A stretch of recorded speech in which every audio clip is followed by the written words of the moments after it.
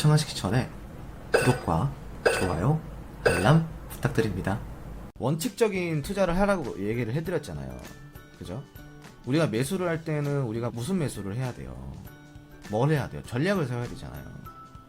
자, 여기에 지금 비중을 얼마를 들어갈지에 대한 전략, 그리고 손절가, 내가 손절을 해야 되는 손절가를 봐야겠죠. 손절가 그리고 비중 조절을 신경 쓰시면 됩니다. 이 지금 추세 속에서 투자를 할 수 있는 전략을 세우시면 됩니다. 초보분들이 가장 잡기 쉬운 손절가가 어디라고 그랬어요? 이 지금 눌린 바로 전에 저점이라고 그랬죠. 전저점이라고 그랬죠. 그러면 이게 3,160원 정도가 손절가가 되겠죠. 그럼 이때 우리가 손절가 3,160원의 손절가를 잡고, 이 3,160원에 대한 손절가가 대략 한 8% 정도 되니 내가 이 8%를 손절을 할 수 있을 비중이 과연 얼마인가를 생각을 해야겠죠. 내가 1,000만원의 투자금이 있는데 1,000만원을 다 들어가면은 몰빵이잖아요. 몰빵은 절대 하지 말라 그랬고, 그럼 비중 조절을 해야 되는데, 이게 내가 한 비중 30% 들어가면 300만원인데 300만원의 8%가 나한테 클까 안 클까, 내가 지금 리스크 감당이 될까 안 될까, 요거를 생각을 하셔야 될 거 아니에요. 그래서 거기에 따른 알맞은 비중을 들어가시면 되는 겁니다. 내가 감당할 수 있을 정도의 비중. 그리고 여러분들이 가장 초보가 입절을 할 수 있는 구간은, 자, 이 고점이 지금 여기 있잖아요. 4,090원이 고점입니다. 이 고점 부근을 1차 목표가로 잡고 가시는 거예요. 1차 목표가. 여러분들은 지금 이 추세 속에서 눌림목 공략을 하신 거잖아요. 뭐 예를 들어서 이런 것도 있어요. 여러분들이 나는 이거를 추세를 나는 길게 볼 거야 그러면은 그냥 쭉 들고 가시면 돼요. 여러분. 쭉쭉 들고 가시면 되는데, 나는 그게 아니고 난 단기적으로 볼 거야 라고 하시면은 1차 목표가는 이 고점 부근에서 잡고 가시면 됩니다. 예를 들어서 내가 3분할법으로 해가지고 3분할 매도를 할 거야. 1차 분할 매도를 그러면은 난 여기서 한번 할 거야. 그리고 이제 남은 3분의 2의 물량은 추가적으로 좀 더 끌고 가볼 거야 라고 생각을 하시고 대응을 하시면 되고, 나는 이 추세를 타고 갈 거기 때문에 나는 길게 볼 거야 그러시는 분들은 그냥 쭉 들고 가시다가 적당한 선에서 알아서 파시면 됩니다. 여러분, 이렇게 차트를 쭉 가져가 볼게요. 자, 이렇게 요날 여기 또 이제 상승이 나왔죠. 여러분, 이렇게 추세를 타고 딱 갔더니 이거는 완벽하게 성공적인 투자가 됐네. 그죠? 그럼 여기서 어떻게 해야 돼요? 지금 이게 지금 딱 보면 어때요? 이 전고점 부근이잖아요. 그럼 여기서 1차 이실은 해야 돼요, 안 해야 돼요? 1차 이실은 해야겠죠. 1차 이실은 해야 된다라고 생각하시면 좋을 것 같아요. 나는 조금 더 이제 나머지 물량을 들고 가볼 거야 라고 3분의 2 물량을, 자, 그럼 언제까지 봐야 될까? 또 다른 고점을 갱신해 줄 때까지 보시면 되는 거예요. 쭉 보고 갑니다. 자, 봐요 여러분. 여기서 분할 매도 안 했으면은 이거 떨어지는 거 보고 마음이 조급해요, 안 조급해요? 그렇기 때문에 이렇게 1차 분할 매도를 여기서 해줘야 되는 거예요. 아시겠죠? 이래서 중요한 거예요. 이래서 분할 매도 하는 습관 항상 가지고 가시면서 투자하시기 바랄게요. 자, 그리고 나서 이렇게 고점을 또 돌파를 해주는 차트가 나와줍니다. 하지만 이 캔들은 좀 윗꼬리가 많이 달리고, 윗꼬리 뭐라고 했어요? 안 좋은 거라고 했죠? 그럼 조금 더 봐야 된다. 여기서 그렇다 해서 뭐 쫄고 다 처분할 필요는 없죠. 그죠? 어찌됐건 돌파를 해줬기 때문에 이렇게 정확히 추세가 꺾였어 안 꺾였어요? 왜 두 번째 고점까지 보고 투자를 해야 되는지 이제 이해가 되시겠죠, 여러분? 다른 거 한번 볼까? 다른 거 한번 볼까? 그냥 아까 제가 알려드린 걸로 쭉 대충 봐봐요, 여러분. 이제 딱 눈에 들어와야 돼요. 추세가 보이세요? 이렇게 쑥쑥 넘기면은 추세가 보이십니까?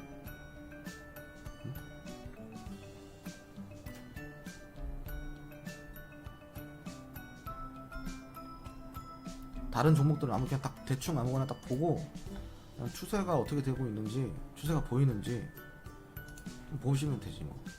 그죠?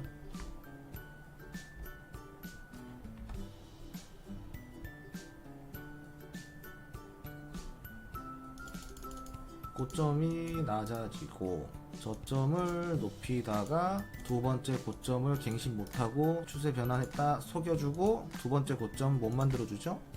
그러고 나서 또 이렇게 고점을 또 낮추고, 그죠? 그러고 나서 또 저점을 높여가면서 또 변곡을 만들어내고 고점을 또 높여갑니다. 그죠? 지금 추세에 대해서는 대략적으로 크게 큰 틀에 대해서 제가 이제 설명을 드렸어요. 그죠? 이 추세를 이렇게 보시면 좋아요. 이렇게 큰 틀에 대해서는, 자, 뭐라고 그랬어요? 저점과 저점을 연결한 추세선을 상승 추세선, 그리고 고점과 고점을 연결한 추세선이 하락 추세선, 하락 추세는 고점과 고점을 연결해서 보고 상승 추세는 저점과 저점을 연결해서 보라 그랬습니다. 그리고 그걸 보고 큰 틀에 대해서 이제 추세 변곡점은 이 상승 추세와 하락 추세가 이렇게 만날 때가 추세 변곡점이고, 그 추세 변곡점 속에서 투자 포인트를 이제 찾아가는 거고, 투자 포인트를 찾을 때는 적어도 2번 이상의 고점 갱신이 나오고 나서 그 다음 눌림목부터 공략을 해볼 포인트를 잡아가봐라, 이렇게 종합적으로 정리를 좀 시켜드릴게요. 이런 흐름 속에서 여러분들이 투자 포인트를 체크해가는 거는 여러분들의 몫이고, 이제 앞으로 그런 이쁜 차트가 그려지는 것들을 찾아가지고 투자 포인트를 잡으면서 한번 공략을 해봐라, 이렇게 이야기를 해드리겠습니다. 모든 차트가 그렇게 추세를 이쁘게 그려나가진 않아요. 여러분들은 그런 추세가 보이고 차트가 이쁜 차트만 골라서 투자를 하면은 된다라고 생각을 하시면 될 것 같아요. 자, 지금 다른 거 그냥 잠깐 다른 것도 보여드릴게. 자, 이런 종목들은 뭐 딱 봐도 어때요, 여러분? 뭐 추세라는 게 있어요, 여러분? 이게 딱 봐도 안 이쁘잖아요. 그럼 패스. 추세에 대해서 한 가지만 더 얘기해 드릴게요, 여러분.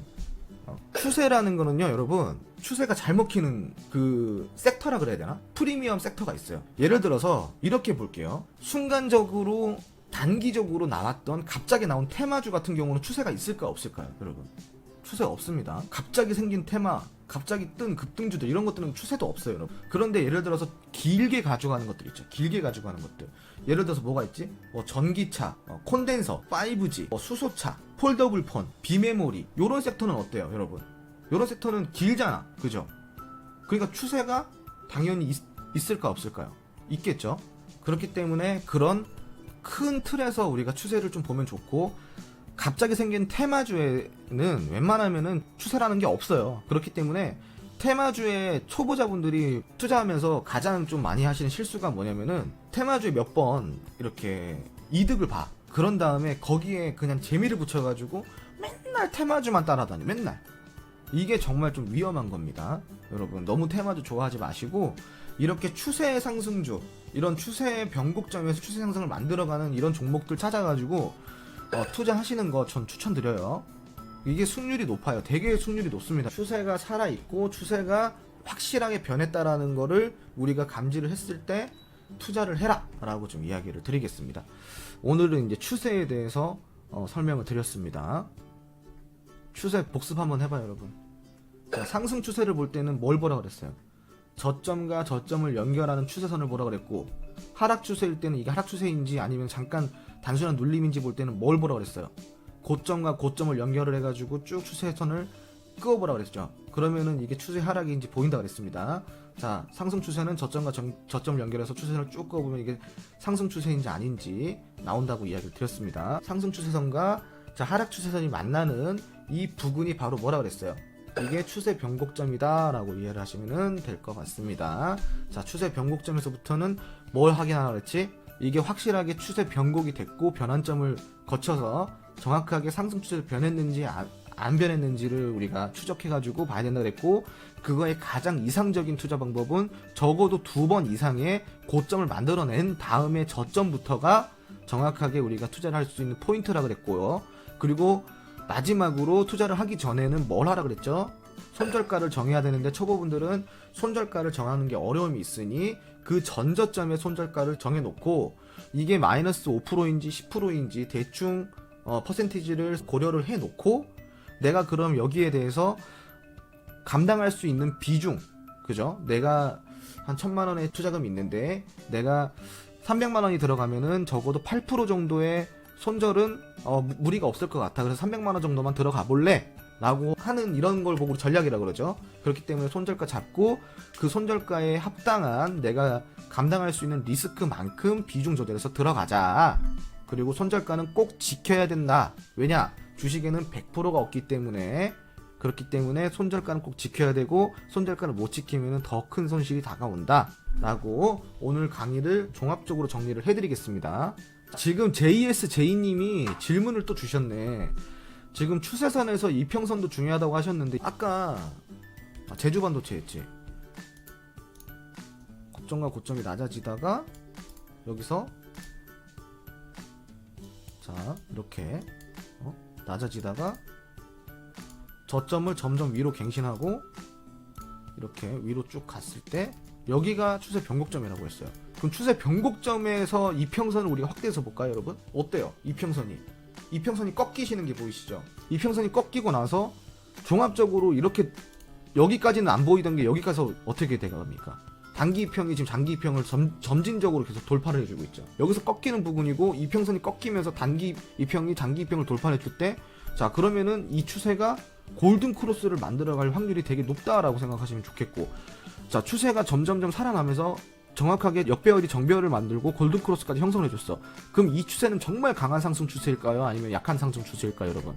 강한 상승 추세로 갈 확률이 대단히 많다라고 이해를 하시면 좋을 것 같아요. 아시겠죠? 그래서 아까 제가 이평선도 중요하다고 이야기를 드렸던 겁니다. 자 이렇게 오늘 방송은 마무리하도록 할게요. 여러분 이거 좋아요 구독 한 번씩 눌러주시고 그 카톡방도 있으니까 들어와가지고 공부도 하세요, 여러분. 그 사칭 제 사칭도 있으니까 사칭 조심하시고요. 다음 시간에도 유익한 영상으로 찾아뵙겠습니다.